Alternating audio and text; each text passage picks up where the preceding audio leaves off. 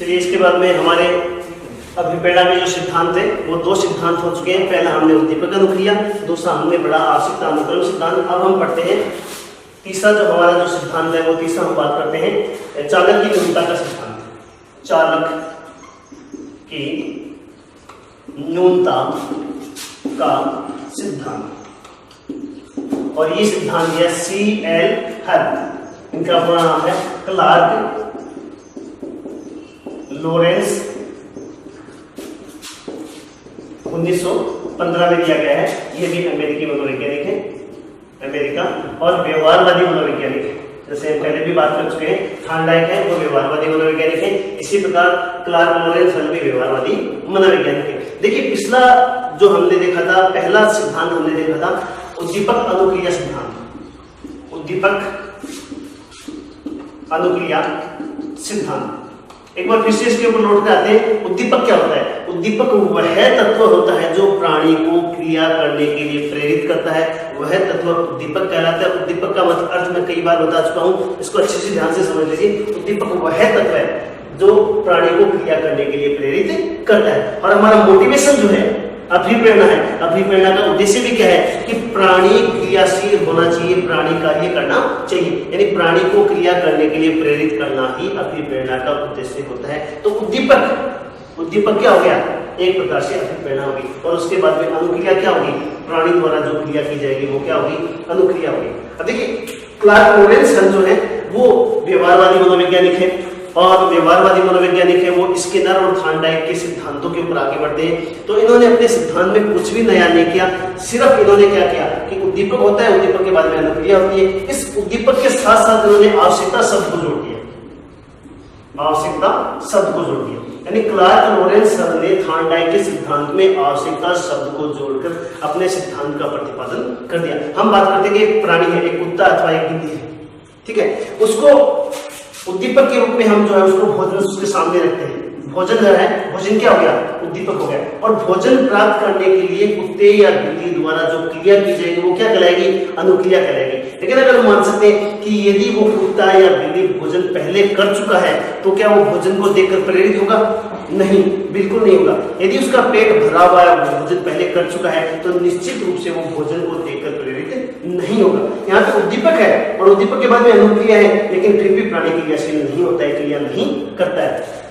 तो ऐसी स्थिति में क्लार्क लोरेंस हल ने कहा कि यदि आवश्यकता है, प्राणी को आवश्यकता होगी, तो वो निश्चित रूप से क्या करेगा? अनुक्रिया करेगा, और अनुक्रिया करेगा तो वो अपने लक्ष्य को प्राप्त करेगा। तो यहाँ पे उद्दीपक से पहले आवश्यकता होना अति आवश्यक है। तो आवश्यकता शब्द को जोड़कर उन्होंने अपने सिद्धांत का प्रतिपादन किया। यहाँ पे हम बात करते हैं चालक। चालक क्या होता है? हम पहले भी बात कर चुके हैं अभिप्रेरणा के सोपान की, जब हमने बात की थी सबसे पहले हमने बात की थी अभिप्रेरणा के सोपान में सबसे पहले होता है आवश्यकता, दूसरा होता है चालक, अंतर्बोध या परबोध या ड्राइव बोल सकते हैं, तीसरा हमने उसका जो पद देखा था वो देखा था इंसेंटिव या प्रोत्साहन। अभिप्रेरणा के 3 सोपान होते हैं, 3 चरण होते हैं, 3 मुख्य तत्व होते हैं, एन, नीड, डी ड्राइव और आई इंसेंटिव, और इन तीनों से मिलकर मोटिवेशन बनता है, अभिप्रेरणा का सिद्धांत बनता है, अभिप्रेरणा का निर्माण होता है। तो यहाँ पर देखिए चालक की न्यूनता, चालक की न्यूनता का मतलब क्या हो गया? यानी चालक की न्यूनता होगी, चालक की कोई कमी होगी। हमारे शरीर में किसी चीज के, किसी तत्व की क्या हो जाती है? कोई कमी हो जाती है, और उस कमी को पूरा करने के लिए प्राणी क्या होता है? क्रियाशील होता है। उस आवश्यकता की पूर्ति के लिए प्राणी क्या होता है? क्रियाशील होता है। यही कहलाता है चालक की न्यूनता का सिद्धांत, जो क्लार्क लोरेंस हल ने 1915 में प्रतिपादित किया था। ये कहलाता है चालक की न्यूनता का सिद्धांत। इसी के साथ साथ हम एक चौथा सिद्धांत पढ़ते हैं, उपलब्धि अभिप्रेरणा। उपलब्धि अभिप्रेरणा, चौथा एक सिद्धांत हम पढ़ते हैं, उपलब्धि अभिप्रेरणा। ये सिद्धांत दिया डेविड मैक्लीलैंड ने। डेविड मैक्लीलैंड उपलब्धि अभिप्रेरणा का जो सिद्धांत दिया वो डेविड मैक्लीलैंड ने दिया। डेविड मैक्लीलैंड का मानना है कि मनुष्य द्वारा या प्राणी द्वारा प्राप्त की गई उपलब्धि उसके लिए हमेशा अभिप्रेरणा का कार्य करती है, मोटिवेशन का कार्य करती है। मैं कोई एग्जाम देता हूँ, कोई परीक्षा देता हूँ, मैं 3rd ग्रेड की परीक्षा देता हूँ, और जैसे ही मैं 3rd ग्रेड की परीक्षा देता हूँ, उस 3rd ग्रेड की परीक्षा में अगर मैं पास हो जाता हूँ, उसको क्लियर कर लेता हूँ, तो आगे आने वाली 2nd ग्रेड के एग्जाम के लिए, वो 3rd ग्रेड वाली एग्जाम के लिए क्या बनेगी?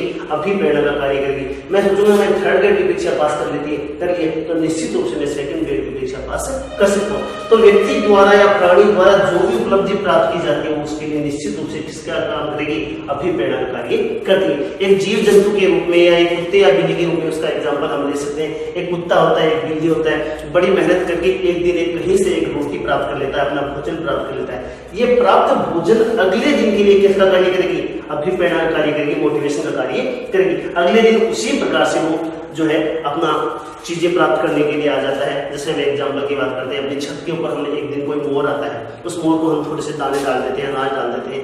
अगले दिन मोर उसी वक्त उसी समय निश्चित टाइम पे अपने वहां पर छत पे पहुंच जाता है। तो वहां पर मोर क्यों आता है, उपलब्धि प्राप्त है, उसको भोजन प्राप्त हुआ, उसने अचीवमेंट किया है। उस अचीवमेंट के रूप में उसके लिए अगला जो काम है वो उसके लिए अभिप्रेरणा बन जाता है। ये कहलाता उपलब्धि अभिप्रेरणा सिद्धांत जो डेविड मैकक्लेलन ने दिया। अब तक हम अभिप्रेरणा के 4 सिद्धांत पढ़ चुके हैं। नंबर 1 उद्दीपक अनुक्रिया सिद्धांत थॉर्नडाइक द्वारा दिया गया 1913 में। उद्दीपक जो है वो हमेशा अभिप्रेरणा का कार्य करता है। दूसरा सिद्धांत हमने पढ़ा आवश्यकता अनुक्रम सिद्धांत, अब्राहम मैस्लो का 1954 में इन्होंने दिया था। आवश्यकताओं का एक निश्चित क्रम होता है, उसी क्रम के अनुसार मनुष्य अपनी आवश्यकताओं की पूर्ति के लिए अभिप्रेरणा के रूप में ये सारी चीजें कार्य करती है। इसके बाद में तीसरा जो सिद्धांत हमने पढ़ा वो पढ़ा था चालक की न्यूनता का सिद्धांत। चालक की हमारे शरीर में कमी हो जाती है, इस न्यूनता की कमी जो है, एक न्यूनता जो है इसको पूरा करने के लिए प्राणी क्या करता है, कार्य करता है। लेकिन इस कमी को जो हम किसके रूप में देखते हैं, आवश्यकता के रूप में देखते हैं। आवश्यकता सबसे बड़ा जो है अभिप्रेरणा मानी जाती है। इसके बाद में चौथा सिद्धांत हमने पढ़ा उपलब्धि अभिप्रेरणा सिद्धांत डेविड मैकक्लेलन द्वारा दिया गया। इनका मानना है कि व्यक्ति के लिए उपलब्धि सबसे बड़ा अचीवमेंट होती है, सबसे बड़ी अभिप्रेरणा मानी जाती है। एक बार आप इसका स्क्रीनशॉट लीजिए, इसके बाद हम आगे बढ़ते हैं। अगला जो सिद्धांत है, 4 सिद्धांत हम पढ़ चुके। अब हम बात करते हैं 5वां सिद्धांत का, मूल प्रवृत्ति का सिद्धांत। और मूल प्रवृत्ति का सिद्धांत जो दिया वो विलियम मैकडूगल का दिया हुआ। देखिए विलियम मैकडूगल का जो मनोविज्ञान में जो योगदान माना जाता है वो मूल प्रवृत्ति के रूप में माना जाता है। मूल प्रवृत्ति के लिए विलियम मैकडूगल का जो मनोविज्ञान में योगदान माना जाता है वो केवल और केवल मूल प्रवृत्ति के रूप में माना जाता है। वैसे तो ये चेतनावादी मनोवैज्ञानिक है, चेतनावादी मनोवैज्ञानिक माने जाते हैं, और वैसे इनका योगदान जो व्यवहारवादी मनोवैज्ञानिकों में भी माना जाता है। व्यवहार शब्द का सबसे पहले प्रयोग 1905 में विलियम मैकडूगल द्वारा किया गया था। व्यवहारवाद का जो जनक माना जाता है वो वाटसन को माना जाता है, और व्यवहारवाद में सर्वाधिक कार्य करने का जो श्रेय दिया जाता है वो स्किनर को दिया जाता है। तो मूल प्रवृत्ति का सिद्धांत देखिए, मूल प्रवृत्ति क्या होती है, सबसे पहली चीज तो ये है कि मूल प्रवृत्ति क्या होती है। मूल प्रवृत्ति वो चीज होती है जिनको बच्चा साथ में लेकर पैदा होता है, जैसे भूख है, प्यास है, काम है, निंदा, आराम है, नींद है, ये सारी क्या है, मूल प्रवृत्ति है। और केवल विलियम मैकडूगल का मानना है केवल और केवल मूल प्रवृत्तियों के लिए ही व्यक्ति अपनी सारी क्रियाएं करता है, सभी कार्य करता है। मूल प्रवृत्तियों की पूर्ति के लिए व्यक्ति सारी की सारी क्रियाएं करता है, और ये सभी मूल प्रवृत्तियां व्यक्ति के लिए किसका कार्य करती है, अभिप्रेरणा का कार्य करती है, मोटिवेशन का कार्य करती है। विलियम मैकडूगल चेतनावादी मनोवैज्ञानिक है। विलियम मैकडूगल ने 2 प्रकार की प्रवृत्तियां बताई है। प्रवृत्तियां जो बताई वो कितने प्रकार की बताई है, 2 प्रकार की। एक बताई है मूल प्रवृत्ति और दूसरी इन्होंने बताई है अर्जित प्रवृत्ति। एक है मूल प्रवृत्ति, दूसरी है अर्जित प्रवृत्ति।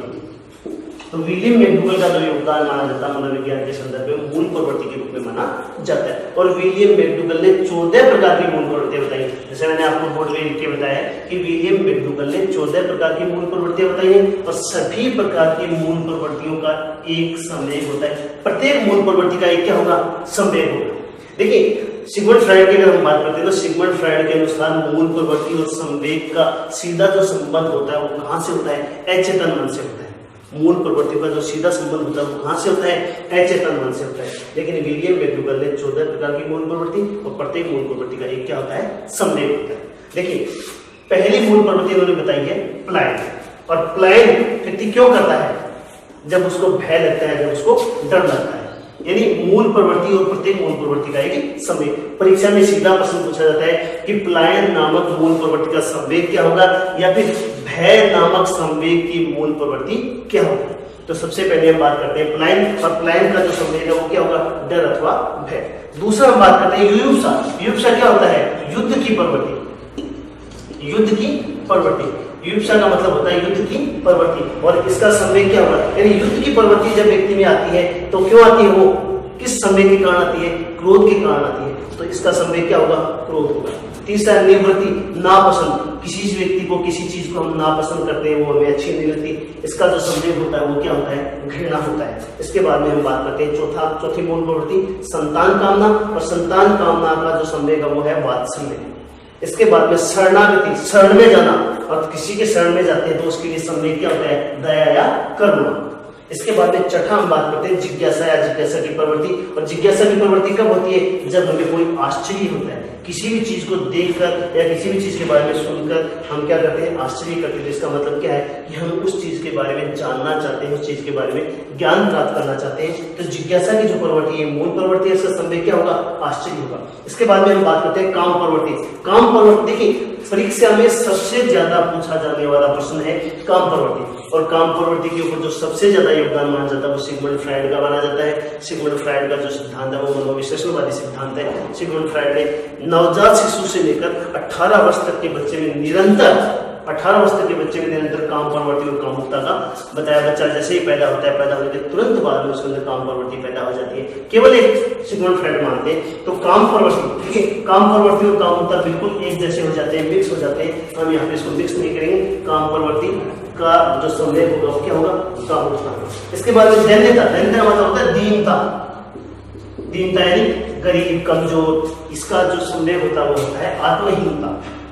इसके बाद में गौरव, गौरव का जो संवेग होगा आत्माभिमान। इसके बाद में सामूहिकता का भाव, जब व्यक्ति समूह में नहीं रहता है, सामूहिकता का भाव होता है, इसका मतलब उसका जो संवेग होगा वो क्या होगा, एकांकीपन होगा, वो अकेला रहना चाहता है, अकेला रहता है। भोजन अन्वेषण की प्रवृत्ति, भोजन को खोजने की प्रवृत्ति, और वो भोजन को खोजने की प्रवृत्ति क्यों होती है, उसके पीछे कौन सा संवेग कार्य करता है, भूख।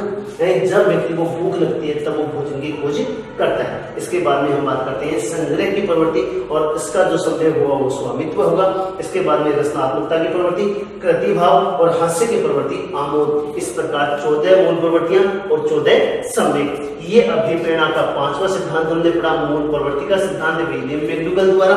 विलियम मैकडूगल जो है चेतनावादी मनोवैज्ञानिक है, और वैसे व्यवहारवादी मनोवैज्ञानिकों में भी इनका नाम लिया जाता है। इन्होंने 2 प्रकार की प्रवृत्तियां बताई हैं, एक बताया मूल प्रवृत्ति, दूसरी इन्होंने बताई है अर्जित प्रवृत्ति। 14 प्रकार की मूल प्रवृत्तियां हैं, और प्रत्येक मूल प्रवृत्ति का एक संवेग होता है। परीक्षा में जो प्रश्न पूछा जाता है वो सीधा प्रश्न पूछा जाता है, या तो संवेग देते हैं और संवेग का मूल प्रवृत्ति पूछते हैं, या मूल प्रवृत्ति देते हैं उसका संवेग पूछा जाता है। एक बार इसका स्क्रीनशॉट लीजिए, इसके बाद में हम आगे बढ़ते। चलिए आगे हम बढ़ते हैं अभिप्रेरणा को प्रभावित करने वाले कारक। अभी तक हम अभिप्रेरणा की परिभाषा, अभिप्रेरणा के प्रकार, अभिप्रेरणा के वर्गीकरण, अभिप्रेरणा के सोपान, और उसके बाद में अभिप्रेरणा के सिद्धांत हम पढ़ चुके हैं। अगला पॉइंट हम लेते हैं अभिप्रेरणा को प्रभावित करने वाले कारक, यानी ऐसी कौन कौन सी चीजें हैं जो अभिप्रेरणा को प्रभावित करती है, जिससे व्यक्ति ज्यादा मोटिवेट होता है, ज्यादा प्रेरित होता है, और ज्यादा क्रियाशील होता है, ज्यादा क्रिया करता है। तो सबसे पहले हम बात करते हैं प्रशंसा व निंदा।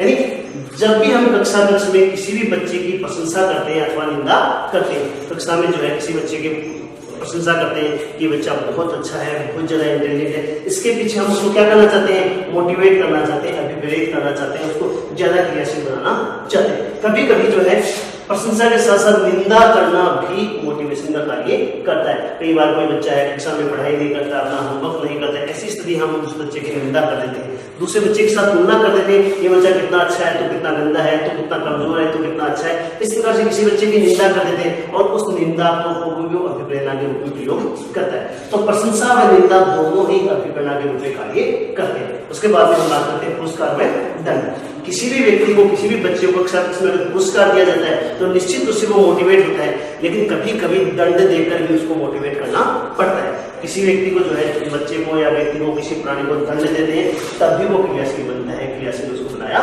जाता है। इसके बाद में हम बात करते हैं तीसरा पॉइंट सफलता व असफलता।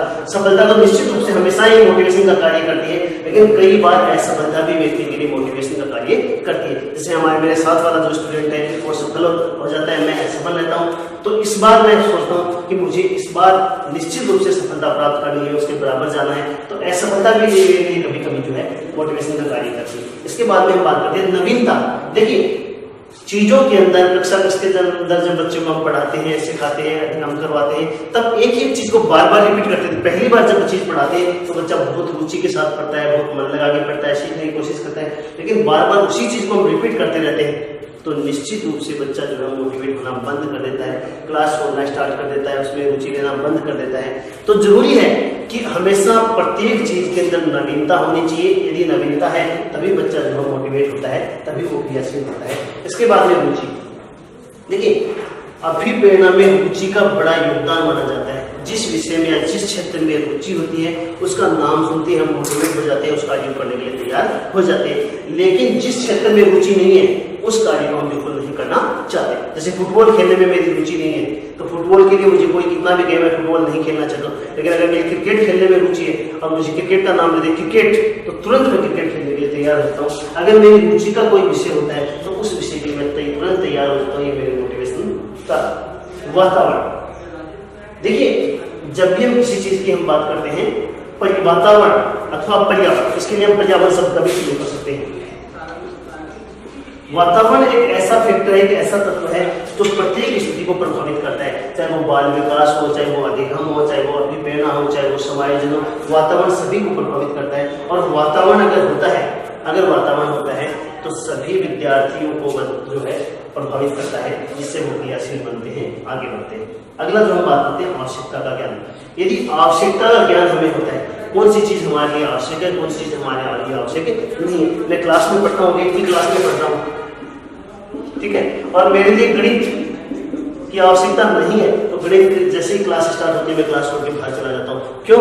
मुझे आवश्यकता का ज्ञान है। आज तक मैंने मनोविज्ञान नहीं पढ़ा था और जैसे ही मैं नीट की परीक्षा में आया, नीट की परीक्षा तैयारी करने के लिए आया, मुझे पता चला कि मनोविज्ञान का नीट में बड़ा योगदान है। मैं निश्चित रूप से ज्यादा मेहनत करता हूँ क्योंकि मुझे आज तक मैंने जो मनोविज्ञान नहीं पढ़ा था वो मनोविज्ञान में आज पढ़ने जा रहा हूँ। क्यों पढ़ने जा रहा हूँ? क्योंकि मुझे अपनी आवश्यकता का ज्ञान हो चुका है। तो आवश्यकता का ज्ञान भी बहुत ज्यादा प्रभावित करता है। इसके बाद में हम बात करते हैं कक्षा कक्ष की स्थिति। कक्षा कक्ष की स्थिति भी जो है व्यक्ति के लिए या बालक के लिए अभिप्रेरणा कार्य करती है। इसके बाद में हम बात करते हैं प्रतियोगिता की भावना। विद्यार्थियों में अगर प्रतियोगिता की भावना आ जाती है, प्रतिस्पर्धा की भावना आ जाती है तो बहुत ज्यादा मोटिवेट करती है। हर विद्यार्थी एक दूसरे बच्चे से आगे निकलने की कोशिश करता है, ज्यादा पढ़ने की कोशिश करता है। ये क्या कहलाता है? प्रतियोगिता की भावना। इसके बाद में दृश्य श्रवण सामग्री। देखिए एक जब हम शिक्षण करते हैं तो दो प्रकार की विधियां होती हैं, दो प्रकार की चीजें होती है, एक परंपरागत विधि और दूसरी जो आधुनिक विधि। आधुनिक विधि में बहुत सारी नई नई चीजें होती हैं, चार्ट होता है, मॉडल्स होते हैं या फिर अन्य कोई सामग्री होती है जो बच्चे को ज्यादा अधिगम करने के लिए प्रेरित करती है, ज्यादा सीखने के लिए प्रेरित करती है। जब चार्ट के द्वारा, मॉडल्स के द्वारा, चित्र के द्वारा जब बच्चे को पढ़ाया जाता है वो ज्यादा प्राप्त करता है, ज्यादा अधिगम करता है। ये बच्चे को ज्यादा प्रेरित करती है, बच्चा ज्यादा सीखता है। लास्ट में बात करते हैं शिक्षण विधियां। शिक्षण विधियां भी बच्चे के लिए अभिप्रेरणा का कार्य करती है। तो इस प्रकार हमने बात की थी अभिप्रेरणा को प्रभावित करने वाले कारक, जिसमें सबसे पहले प्रशंसावादिता, दूसरा पुरस्कार व दंड, तीसरा सफलता व असफलता, चौथा नवीनता, पांचवा रुचि, छठा वातावरण या पर्यावरण, सातवां आवश्यकता ज्ञान, आठवां कक्षा कक्ष की स्थिति, इसके बाद में नौवां जो है प्रतियोगिता की भावना, 10वां जो है दृश्य श्रवण सामग्री और 11वां शिक्षण विधियां। आज हमने जो है अभिप्रेरणा को प्रभावित करने वाले कारक पढ़े हैं। एक बार इसका स्क्रीनशॉट लीजिए, इसके बारे में आगे बढ़ते हैं। अगला पॉइंट हम डिस्कस करते हैं अभिप्रेरणा में अध्यापक की भूमिका। देखिए अभिप्रेरणा में अध्यापक का बहुत बड़ा योगदान होता है। कक्षा कक्ष में एक अध्यापक जितना व्यक्ति बच्चे को मोटिवेट कर सकता है उतना शायद उसके माता पिता भी उसको मोटिवेट नहीं कर पाते हैं। और अभिप्रेरणा में या मोटिवेशन में अध्यापक की बहुत बड़ी भूमिका मानी जाती है। देखिए व्यवहार में परिवर्तन, जब भी बच्चा अधिगम करता है, अधिगम का उद्देश्य क्या होता है? व्यवहार में परिवर्तन। अब व्यवहार में परिवर्तन कब होता है? जब बालक क्या करता है? क्रिया करता है, क्रिया करता है। देखिए अधिगम करना, कक्षा कक्ष में एक विद्यार्थी, एक बच्चा है, क्या करता है? अधिगम करता है और अधिगम करता है तो उसके व्यवहार में परिवर्तन होता है। और व्यवहार में परिवर्तन कब होता है? जब वो क्रिया करता है। और विद्यार्थी क्रिया कब करेगा? जब वो अभिप्रेरित होगा, जब वो अभिप्रेरित होगा। तो एक अध्यापक जब विद्यार्थी को अभिप्रेरित करता है, कैसे अभिप्रेरित कर सकता है? एक विद्यार्थी की परीक्षा के अंदर 6 नंबर आते हैं, एक विद्यार्थी के 4 नंबर आते हैं। अध्यापक 4 नंबर वाले विद्यार्थी को अभिप्रेरित करता है, देखिए ये तेरे साथ ही रहता है, तेरे साथ ही पढ़ता है, इसके 6 नंबर आए, तेरे 4 नंबर आए, दोनों में कहाँ कमी रहेगी, इस प्रकार से उसको अभिप्रेरित करने की कोशिश करता है। और विद्यार्थी जो प्रेरित होकर ज्यादा मेहनत करता है, अगली बार इसी के बराबर अंक लेकर आता है। तो व्यवहार में परिवर्तन होता है, विद्यार्थी अधिगम करता है, अधिगम करने से व्यवहार में परिवर्तन होता है। व्यवहार में परिवर्तन कब होगा? जब वो क्रिया करेगा। और क्रिया कब करता है? जब उसको मोटिवेट किया जाता है, प्रेरित किया जाता है। तो अध्यापक की भूमिका का पहला जो पॉइंट होगा व्यवहार में परिवर्तन। दूसरा मानसिक विकास। देखिए निश्चित मान के चलिए कि बालक जितना क्रियाशील होगा उतना ही उसका मानसिक विकास होगा। और बालक मानसिक विकास कब होगा? जब वो क्रियाशील होगा। और क्रियाशील वो कब होगा? जब वो अभिप्रेरित होगा। तो अध्यापक द्वारा विद्यार्थी को अभिप्रेरित किया जाता है। अभिप्रेरित किए जाने के बाद में वो क्रिया करता है, और क्रिया करता है तो उसके व्यवहार में परिवर्तन होता है, और निश्चित रूप से उसके मानसिक विकास पहले की अपेक्षा ज्यादा होता है। अभिप्रेरित विद्यार्थी जो होता है उसका सामाजिक भावना का विकास भी होता है। इसके बाद में बात करते हैं अनुशासन में सहायक। एक अध्यापक जो है बालक को अभिप्रेरित करता है, मोटिवेट करता है, विद्यार्थी क्रियाशील रहता है, और क्रियाशील रहने के कारण विद्यार्थी जो है अपने कार्य में संलग्न रहता है, अपने कार्य में बिजी रहता है, और ये क्रियाशीलता जो है शिक्षा में अनुशासन बनाने में सहायक मानी जाती है। इसके बाद में तीव्र गति से अधिगम। जब किसी व्यक्ति को, जब किसी प्राणी को या किसी भी पशु पक्षी को जब मोटिवेट किया जाता है तो तीव्र गति से कार्य करता है, तीव्र गति से अधिगम करता है, अपेक्षाकृत अनमोटिवेट विद्यार्थी की अपेक्षा। अगला हम बात करते हैं व्यक्तिगत भिन्नताओं के आधार पर शिक्षण। देखिए शिक्षण में बहुत बड़ा योगदान माना जाता है कि जब भी विद्यार्थी को पढ़ाया जाता है, शिक्षण करवाया जाता है, तो यहाँ पर व्यक्तिगत भिन्नताओं का बहुत ध्यान रखा जाता है। एक सामान्य विद्यार्थी के हिसाब से हम बच्चे को क्लास में पढ़ाते हैं, लेकिन अगर कक्षा में एक प्रतिभाशाली बालक है, एक सामान्य विद्यार्थी और एक मंदबुद्धि बालक है, तीनों का मानसिक विकास एक जैसा नहीं होता है, एक जैसा शारीरिक विकास नहीं होता है। तो व्यक्तिगत भिन्नताओं का को ध्यान में रखते हुए बच्चे को मोटिवेट किया जाए। जैसे एक विकलांग विद्यार्थी है, उसको हम दौड़ने के लिए मोटिवेट करेंगे तो निश्चित रूप से वो मोटिवेट नहीं होगा। तो इसके लिए हम व्यक्तिगत भिन्नताओं का ध्यान रखेंगे, उसके बाद में विद्यार्थी को मोटिवेट करेंगे। तो अब तक हमने जो है अभिप्रेरणा का टॉपिक पूरा कर लिया है, और अभिप्रेरणा के अंदर सबसे पहले अभिप्रेरणा की परिभाषा, उसके बाद में अभिप्रेरणा के प्रकार, आंतरिक और बाह्य अभिप्रेरणा, सकारात्मक और नकारात्मक अभिप्रेरणा। सकारात्मक और नकारात्मक अभिप्रेरणा से प्रश्न बनता है, इसका विशेष रूप से आप ध्यान में रखिए। सकारात्मक क्या होती है, नकारात्मक क्या होती है, आंतरिक क्या होती है, बाह्य क्या होती है। उसके बाद में अभिप्रेरणा का वर्गीकरण, 3 मनोवैज्ञानिक, अब्राहम मैस्लो, इसके बाद में थॉमसन, इसके बाद में गेरेट, इसके बाद में हमने पढ़ा अभिप्रेरणा के सोपान, आवश्यकता, और आवश्यकता के बाद में हमने पढ़ा चालक, इसके बाद में हमने तीसरा जो सोपान पढ़ा था वो था प्रोत्साहन। इसके बाद में अभिप्रेरणा के सिद्धांत, पहला सिद्धांत हमने देखा था। इसके बाद में अभिप्रेरणा के सिद्धांतों के बाद में अभिप्रेरणा को प्रभावित करने वाले कार्य, और लास्ट पॉइंट हमने पढ़ा अभिप्रेरणा में अध्यापक की भूमिका। आज के लिए इतना ही, धन्यवाद।